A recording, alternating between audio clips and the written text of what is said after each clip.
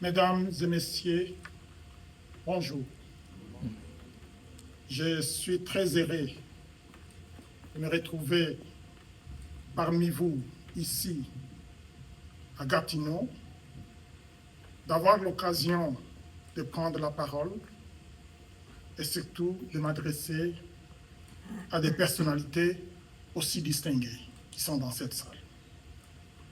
Je voudrais commencer par remercier très chaleureusement les organisateurs de cet événement, qui est une première, comme l'a dit M. le Président, plus particulièrement la communauté congolaise de la région de la capitale nationale, pour cette brillante idée d'organiser un forum RDC-Canada qui rassemble les acteurs politiques, économiques et de la société civile pour réfléchir ensemble sur les types de partenariats à mettre en place pour faire avancer nos deux pays.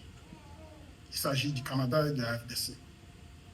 J'aimerais remercier tout particulièrement le président de cette communauté, M.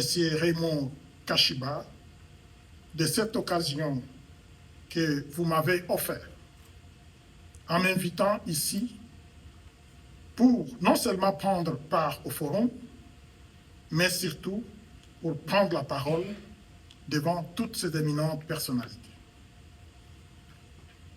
Je vous encourage vivement à continuer d'organiser cet événement chaque année pour promouvoir les partenariats et renforcer les relations bilatérales entre les deux pays. Comme l'a dit M. l'ambassadeur de la RDC au Canada, le Canada et la RDC ont une longue histoire. Et cette histoire est construite par vous tous qui êtes ici dans la salle. Et je vous remercie. Il est important de reconnaître les liens existants entre les membres de la diaspora et leur pays d'origine, d'encourager toutes les initiatives qui vont dans le sens de promouvoir les investissements qui contribuent à la prospérité des deux économies. Au Congo, le président de la République, son Excellence Félix Antoine Tshisekedi Tshilombo, travaille fort pour consolider la paix et l'état de droit afin de donner aux investisseurs et à la diaspora que vous êtes une plus grande confiance d'aller investir au Congo.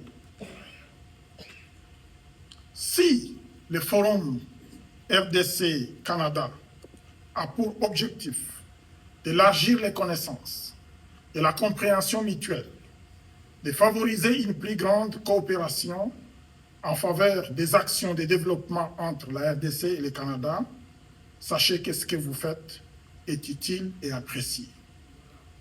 Je peux vous assurer que la RDC compte sur la formidable ressource de la diaspora congolaise du Canada.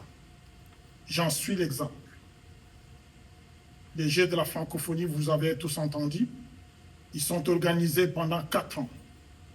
Qu'ils soient organisés dans un pays développé ou dans un pays en développement.